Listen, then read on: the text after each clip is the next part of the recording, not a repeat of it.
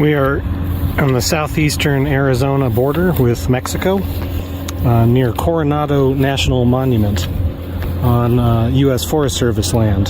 And we've come upon some private contractors employed by the state of Arizona violating federal law and illegally building a border wall made of shipping containers along the border with Mexico. And so right ahead of me here are a couple of large cats that are moving shipping containers into place. And so far there's about 400 shipping containers that have been deployed.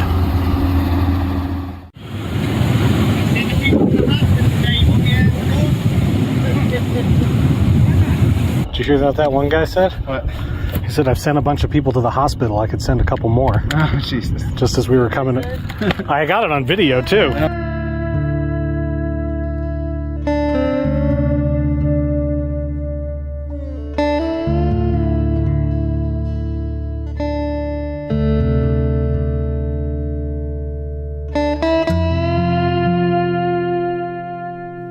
It's time for 90 Miles from Needles, the Desert Protection Podcast, with your hosts, Chris Clark and Alicia Pike.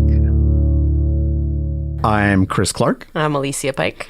And we are listening, as are you, to some audio our friend Patrick Donnelly recorded for us in early November of 2022 down in the Coronado National Monument area in southern Arizona, Cochise County, where Governor Doug Ducey had directed state contractors to illegally build a border wall out of shipping containers. We are really privileged to have an interview with Melissa Del Bosque of the Border Chronicle. She's been covering border issues for quite some time. And I got to say, I'm really glad that we're covering a border issue. It's personally very important to me. And I think it's something that a lot of desert activists turn a blind eye to. I'm not sure whether that's because it's a third rail politically or because it's so tied up in national politics, it's really been politicized. But honestly, I think it's really one of the big ethical issues of our time. I feel like the border issue is definitely one of those global atrocities that since time immemorial we've been trying to protect and defend our territories. And it's grown to the point where we're restricting migration that naturally needs to happen for a wide variety of reasons. So all the reasons that people need to migrate, it's very complicated. There's no easy answer. There's no right answer. We're deep in it. It's messy. Yeah, I think I might have a right answer. Oh? A lot of what we've seen in the last 30 years is the result of deliberately closing down the easiest ports of entry in San Diego and Nogales and El Paso and forcing people out into the inaccessible wilds as a deterrent to them migrating. And it hasn't been a deterrent. People have been crossing and dying in huge numbers since 1996. Operation Gatekeeper, it was called during the Clinton administration. And the idea was close down these easy ways to walk across, like in San Diego. Smuggler's Gulch. Yep. Being the main course. You know, those signs that used to be on I-5 down by the border with... They're still there with the family. Yeah, there's a father holding the hand of the mother who's holding the hand of two children, and they're all just flying across the highway. Yep. Never actually seen that happen, by the way. After more than 10,000 days of living in San Diego and crossing the border with regularity. My dentist is in Tijuana, and I've been going there since I was 10, so never once have I seen that scene. It's a racist sign, if you ask me, but yeah. It's degrading. At any rate, the humane course, I think, would be to let people in, and maybe you have programs to keep them from getting abused or... But that's what I mean by that's not the right... No, there's no right answer, because there's a huge crowd of people out there who are going to say, no, that's not the right answer. Yeah. And that's why there's no right answers. It's that kind of an issue where any concessions or problem solving that's going to try and happen is going to meet opposition. We're familiar with that with desert projects, right? Yeah, that's true. I think that's more, there's no feasible answer. Right. Nobody's all going to agree, ever, on this one. But I think the morally right answer is, for me, And feel free to disagree with us by calling 760-392-1996 and telling us that we're completely wrong. We might air your comment on the podcast if it's entertaining. But my sense is I've worked with a lot of people who are here without documentation over the years. I've known a lot of people who are here without documentation. And increasingly, we see a lot of people who are fleeing horrible conditions at home. And this is very different for them. And I think it's clear that we need to find them someplace safe to be, and we have room. But for the people that the original border wall was aimed at, which is the people who are coming here to work, I don't think that most of them would prefer to stay here permanently for the rest of their lives and hiding. My experience with the friends that I've met is that they would love to come up here and work and go home for Christmas, go home for their mom's birthday, be able to go back and forth. And the reason that they stay here is that it's so damn hard to get across.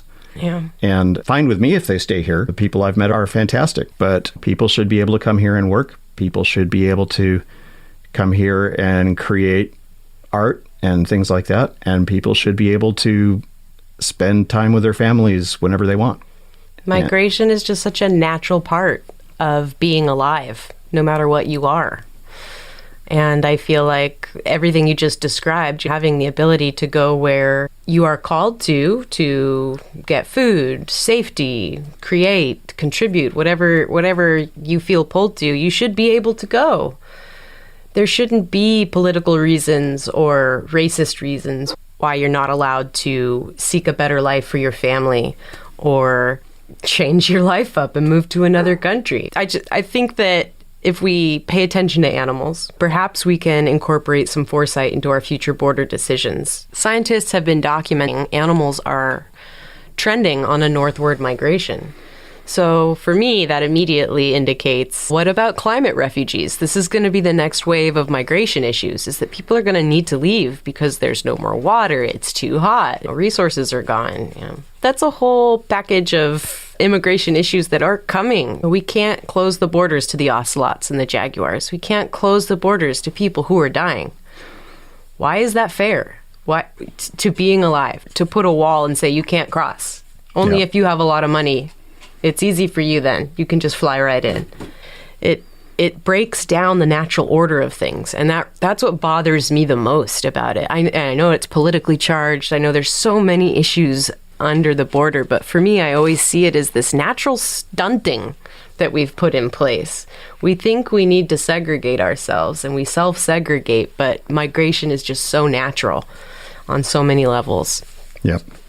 And of course, part of the politicization is that the conservative wing of the political establishment in this country has really seized on this as a divisive issue that can drive support for their overall agenda, preying on, let's just call it what it is, preying on the racist sentiments of a lot of people in the United States. And I think that conservatives really don't care all that much about the actual immigration.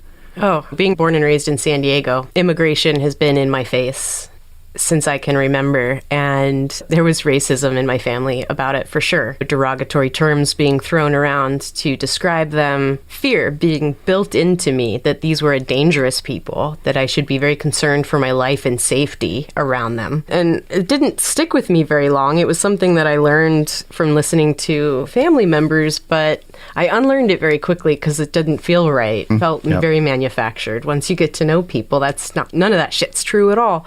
But yeah, just flooded with memories of riding my bicycle and passing one guy on a bike, just each of us on the sidewalk, and I was shaking. I was terrified just to pass a Mexican on the street. I'm embarrassed to say this shit out loud, but this stuff happened in my past. I was a very young child who had only been listening to what she had been taught, but holy cow. And a lot of my family members that I heard that from are either dead or don't hold those beliefs anymore, which is motivating. Yep. These antiquated racist beliefs can evolve for the better, and I'm all for that. Yep.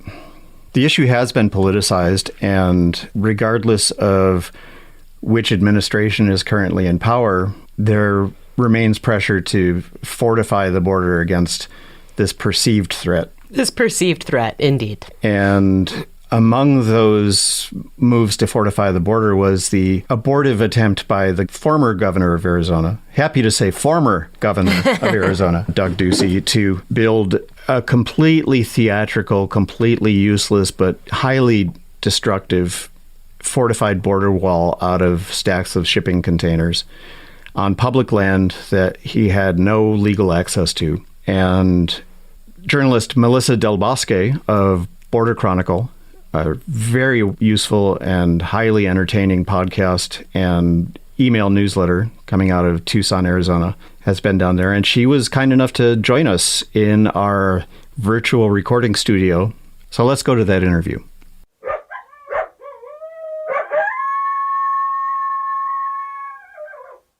We have with us in the studio here Melissa Del Bosque, who is a longtime reporter on border issues and half of the wonderful podcast and email newsletter, The Border Chronicle. Melissa, thanks for joining us at 90 Miles from Needles.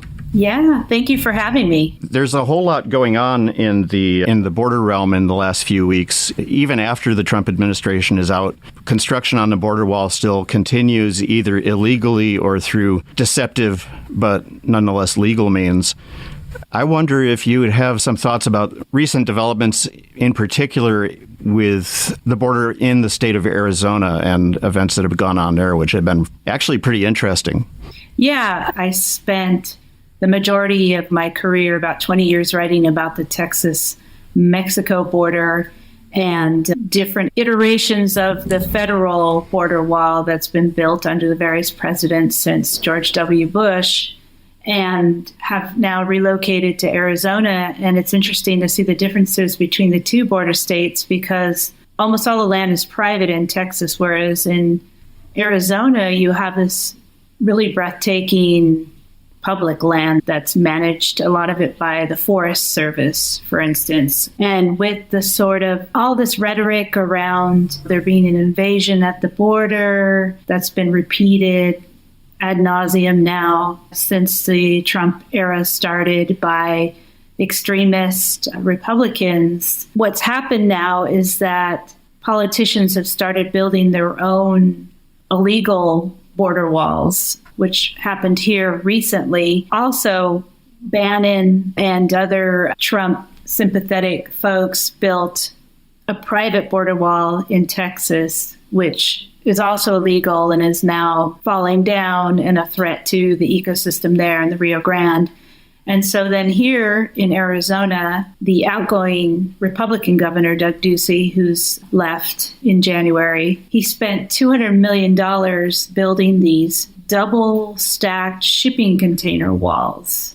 Some of them in Yuma, which were filling in gaps of Trump's 30-foot wall, because there were gaps there. Fox 10's Stephanie Bennett joins us live in studio tonight with the details. Yeah, Yuma was first on his list. Now he's moving on to Cochise County, completely defying the federal government's request to remove them and to not add any more. Now, this comes after a lawsuit that the governor filed last Friday. There. And I guess what a lot of people don't understand or hear about is that a lot of times when these gaps are left in these walls, it's because there are significant hydraulic considerations. These are desert washes that get quite a lot of rain, or the ranchers or farmers need access to the water supply on the river. Often those gaps are there for a reason, because they're going to build a gate at a later time or whatever. So Governor Ducey stacked these shipping containers there, saying that he could not wait for the federal government to fill those gaps. And these were also gaps where a lot of asylum seekers were presenting themselves to border agents and asking for asylum. And this is because of Title 42, which is this very old public health statute, which got enacted by Trump in 2020 to close down the ports of entry to asylum seekers, citing the pandemic as the reason for doing this. So then that forces migrants, people who are going to ask for asylum, to cross between ports of entry. They can't just go on the bridge to where the agents are. They have to cross rivers or they have to cross deserts. And so they were presenting themselves at these gaps. And then, even worse, Ducey started building this double-stacked shipping container wall in the Coronado National Forest in the San Rafael Valley, which is a sort of historic ranching area and also one of the last sort of migratory corridors between the U.S. and Mexico for endangered species, including jaguars and ocelots. And so it's a beautiful area, really breathtaking when you see it. It's this large, expansive grass valley with very high mountains and very pretty, and not a lot of immigration activity. One of the nonprofits that I've spoken with here in Tucson is called Sky Island Alliance. And they have cameras, wildlife cameras, all throughout that valley, because what they're doing is monitoring the migratory corridor to see what kind of animals are passing through there between the two countries. And they've been monitoring that now for the last couple of years. And they say on their cameras that they hardly almost ever see human beings other than Border Patrol or the contractors who are building the shipping container wall. And we'll link to Sky Island Alliance's website in our show notes. They are doing a lot of very interesting work and definitely big fans of theirs. What are some of the other animals on that list that they see often moving through there? Pretty neat. If you go to their website, they have a lot of wildlife cam footage where they show the different sort of animals that are going. They've got deer, they've got cotamundi, which are really wild animals. They look like a raccoon and weasel mixed together. They're pretty neat. And of course, they've got mountain lions and bears. And so it's an important corridor for wildlife that need to migrate. And with climate change, it's pushing animals north. So they really need these areas where they can travel back and forth and they can find water and they can find food. So when the governor started building this shipping container wall, it was especially devastating for conservationists and people studying endangered wildlife. And presumably there was some direct impact on the landscape itself. The shipping containers weren't just dropped in by helicopter, and presumably there was a sort of a path of destruction along the way from hauling them in and hauling in crews, et cetera. Yeah, so the company that got the contract is called Ashbrit Incorporated, and they're a disaster remediation firm, and they're based in Florida. They have political ties. They've given significant contributions to both Democrats and Republicans, but in recent years, largely to Republicans. They've given to some, like a Trump super PAC. They've given to the Republican Governors Association, of which Doug Ducey is the co-chair, and he's the former governor of Arizona. And Republican Governors Association's given significant funding to Ron DeSantis, who is just reelected as governor of Florida and is the presidential frontrunner for the GOP. It's a company that's got moneyed political ties. And so they got this contract to place of shipping containers in the Coronado National Forest. And Ducey actually filed a lawsuit against the federal government saying that Arizona had the right to put these shipping containers there because it's a strip that is referred to as the Roosevelt Reservation, which was established as a 60-foot wide strip along the federal border line that was established actually before Arizona even became a state. And so Ducey turned around and argued that, no, it actually belongs to Arizona and it was never federal land. And of course, the DOJ was like, how can you say that when it was established before Arizona was even actually a state? So he didn't really have any legal bearing there or to be able to place the shipping containers there, but he did it anyway. So basically, he did it illegally. And what conservationists are really disappointed by was the fact that the Forest Service, which manages that land, didn't step in and they didn't stop the placement of the shipping containers. So these contractors came in with these Army surplus trucks. They started hauling in these big shipping containers and they just started like clear cutting all of this really critical habitat and protected forest land and placing the shipping containers down. So I went down there to just see what was going on, and there was going to be a protest with local residents. What happened is that local residents started going down there, seeing what was going on, and really sounding the alarm to environmental groups and to just anybody who cared about this beautiful public land. I went down there for the first protest and they had these big front loaders and they were tossing around these shipping containers. A lot of the shipping containers looked pretty heavily used. So another question was, have these been hauling chemicals, anything hazardous? So you're also placing these in a fragile environment. And it was real dusty, and there were just piles of debris and oak trees that they had run over. And it was, honestly, when I saw it, I was pretty furious because I had never seen something so sloppily and really aggressively done for no reason, because this isn't a place where there are a lot of migrants or people passing through at all. And anyways, shipping containers are not going to keep anybody out. You can climb right over them. It was purely this political theater, and done for what? I don't know, because Ducey was already on his way out, and there's now a new governor in office, a Democrat, Katie Hobbs. So it just seemed like a huge waste and incredibly devastating for the environment, for the wildlife there. So what ended up happening with the locals having called out the troops, so to speak, from conservation community? That's the uplifting part of the story. So the idea was Ducey was going to build 10 miles of this wall. And this is in the southeastern corner of Arizona, along the border there is where this area is, in Cochise County, which has a sheriff that's very politically aligned with Ducey. The neighboring sheriff, Sheriff Hathaway from Santa Cruz County, said that if the shipping containers entered his jurisdiction, that he was going to fine them for illegal dumping. Santa Cruz County Sheriff David Hathaway says for the last 4 days, protesters have been showing up at the border, preventing crews from doing their work in constructing these shipping container border walls. Hathaway says he supports those efforts. He calls Governor Ducey's order to use the shipping containers as a border wall illegal dumping, telling Fox 10 he will arrest construction crews and security personnel if they reach Santa Cruz County. The area where they're placing the containers, it is entirely on federal land, on national forest land. It's not state land. It's not private land. And the federal government has said this is illegal activity. So just the same way, if I saw somebody doing an assault or a homicide or a vehicle theft on public land within my county, I would charge that person with a crime. He wanted nothing to do with these shipping containers because they were also just a hazard. And they're hauling them out now. The trucks often go at very fast speeds with these containers.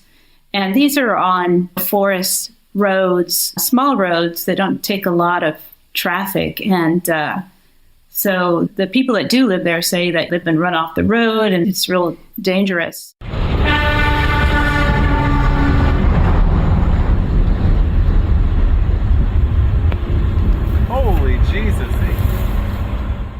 So when people started showing up to protest, once people started seeing it and it started getting out, because this is not a particularly easy place to get to, you've got to go down these very rugged dirt roads to access the site.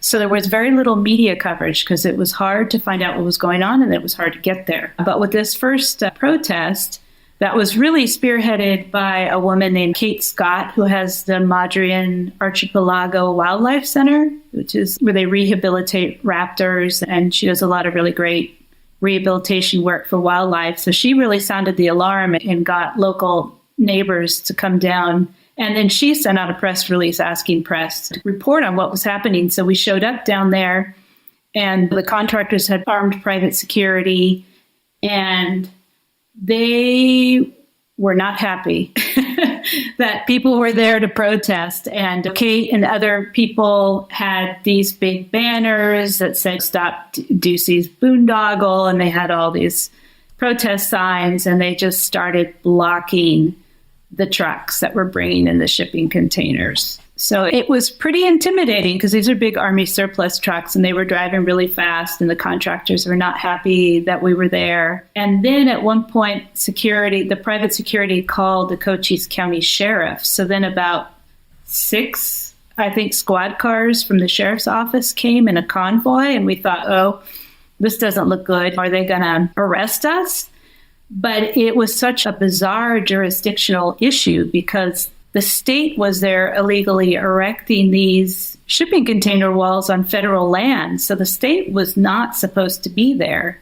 And so we were real curious, what's the sheriff going to do? And the Forest Service never showed up. Like, their law enforcement didn't show up to do anything. So it was pretty funny because what happened, me and about 3 or 4 other journalists just ended up interviewing the deputies from the sheriff's office. It was their worst nightmare. We just circled them and peppered him with questions. And there wasn't really anything they could do. I think they realized we can't arrest these people because state's not supposed to be here doing this. We don't have any jurisdiction here. So we just kept asking them questions until they went and checked it out. And it was a peaceful protest, so it wasn't really much they could do. So eventually they left. And then once the protesters figured out that if they were present, the contractors stopped working, I guess because of liability issues and other things. They were like, wow, it doesn't take many of us, maybe a dozen or less people, to just shut this whole thing down. So from then on, they started organizing and getting people down there on a roster to just inhabit the construction site. And they set up a camp. They called it Camp Ocelot. It started to snow. It got really cold, and people still stuck it out there in the snow in tents, which was really cool. And they ground it to a halt. And so the state got 3.5 miles of the 10 miles built before the protesters shut it down. So honestly, they saved the state of Arizona taxpayers millions of dollars because these contractors from Florida were getting paid by the container by them. And it was $100 million slated for that 10 miles of shipping container wall, which comes out to some astronomical sum of money, even more than what Trump spent per mile for his 30-foot Great Wall, that he would call it. Yeah, so they shut it down. And then the Justice Department came back to Ducey. And at that point, he had a week left in office. And they said, you have no legal bearing. This is illegal, and you're going to get sued. So he said, okay, we'll take them down. We'll take down the walls. So basically, a Republican is the first elected official to take down a border wall. That's fantastic. Which is really, I don't think, something he probably wants on his resume, but he is the first elected official to actually take down a border wall. So now... We'll have to make sure that's what he was remembered for. Yeah, I know. So now it's another almost $80 million to remove the walls. So the walls in Yuma came down in about a week because that was only about 130 containers. But they've got hundreds of these containers that they're still removing in the Coronado National Forest. So that's ongoing now, probably until the middle of February. So all in all, this boondoggle cost about $200 million of putting up these shipping containers and now taking them down. When did they start putting up the shipping containers in the forest area? At the end of October. Okay. Yeah. And then they shut it down about mid-December? Early December. Was this during a time of critical animal movement? I would assume so, yeah, because it was starting to get cold and migration was happening. And and this was leading up to the midterm election, and it was just a mess. But now it's coming down. Environmental groups now are focusing on the remediation efforts, and they're trying to monitor the damage that's been done by all the clear cutting and the road widening, and then the leveling of hills to place these shipping containers because it's very hilly terrain. I've seen a couple of different iterations of attempts to seal the border from one group of crossers or another, from the vehicle barriers and organ pipe that went in like 2006. And just there's like a palimpsest of damage from each of these successive attempts. And so I got to imagine that the aftermath of the shipping containers version of the border wall has got to be pretty intense. Yeah, with those federal border walls are made out of these steel bollard poles, and there is some small gaps so that some animals can get through them. But with these shipping container walls, there were no gaps.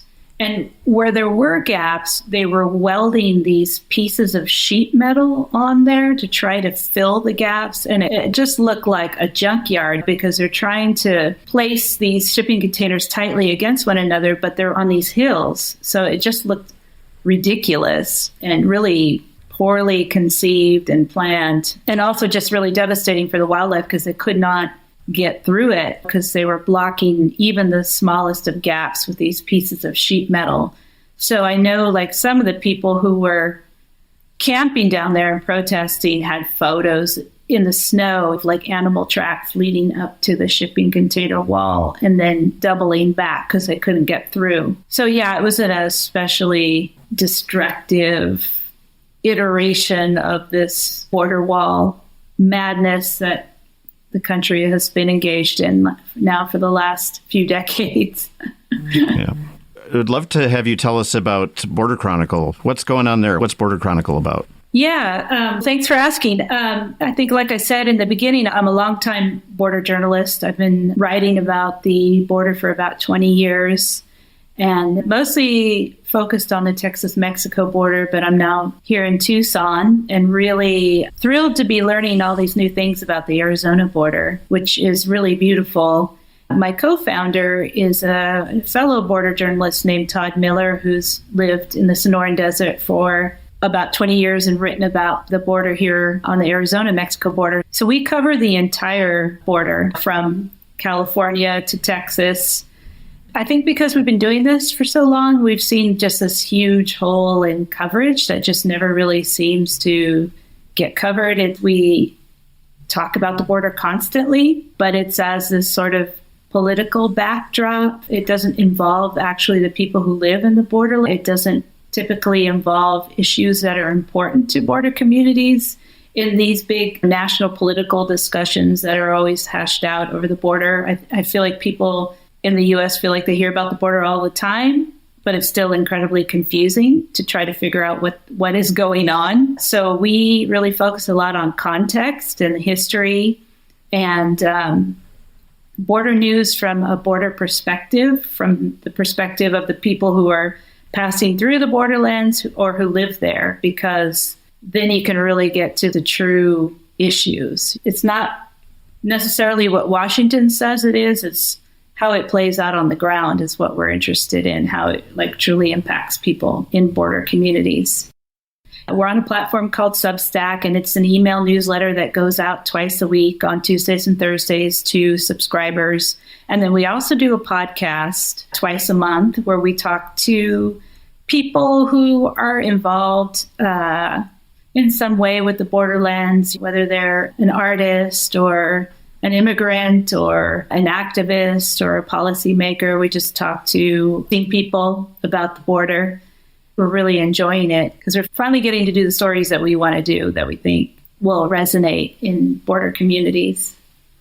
I read a couple of your articles on the border, and it just seems like there's a bigger thematic tie-in. Humans have politicized the border, clearly, and it seems to me that we've just completely forgotten that human migration is a natural part of how we got here. We've been moving around in order to always stay in the best conditions since time immemorial, and only in recent history have we just set down roots and that's where we live.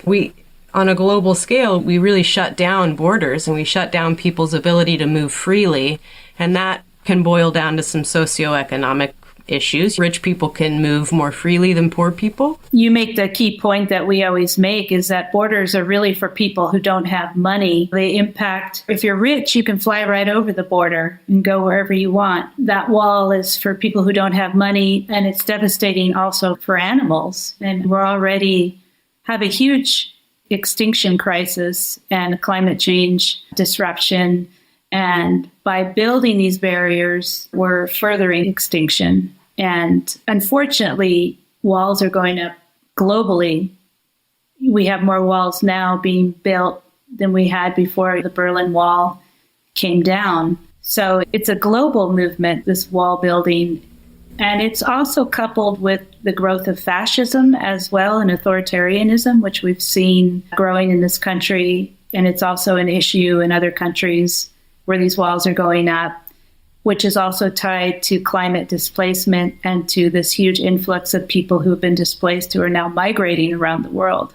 So unfortunately, politicians are responding to the climate displacement by fear-mongering and by building walls. And then, of course, unfortunately, there's a huge global industry behind this border surveillance and wall building. We call it the border security industrial complex. It's a multi-billion-dollar business. A lot of people get rich off of it. A lot of elected officials get rich off of it.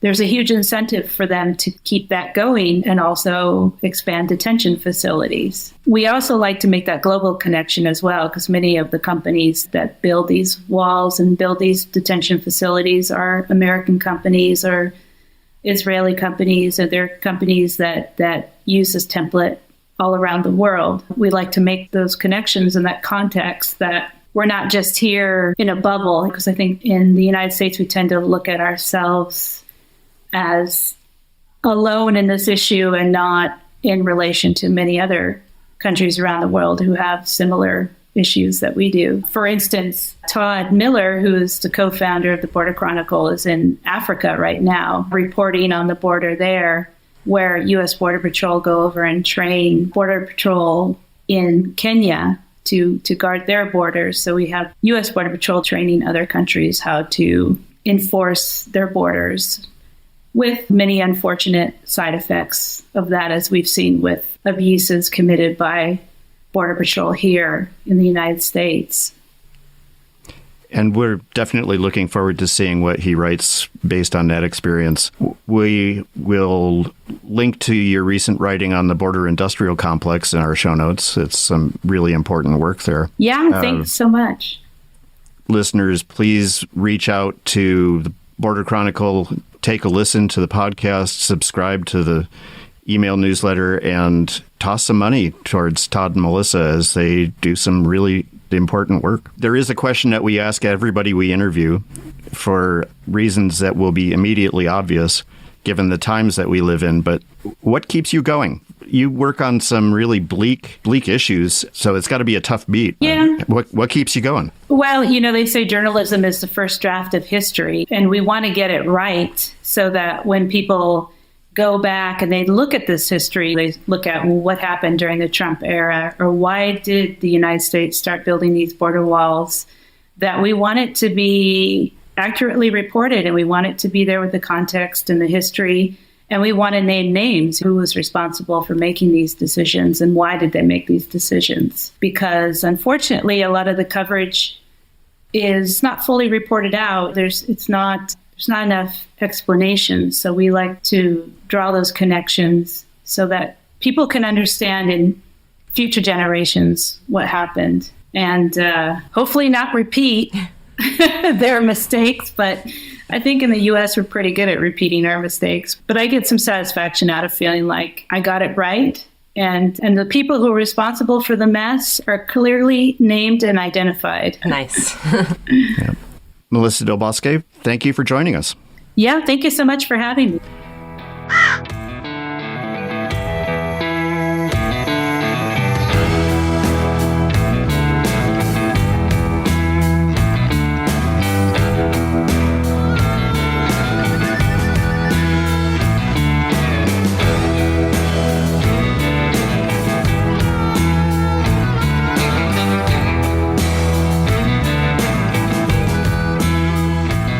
So we like to give a shout out to people that have joined our group of supporters on Patreon or through other means. We love you guys.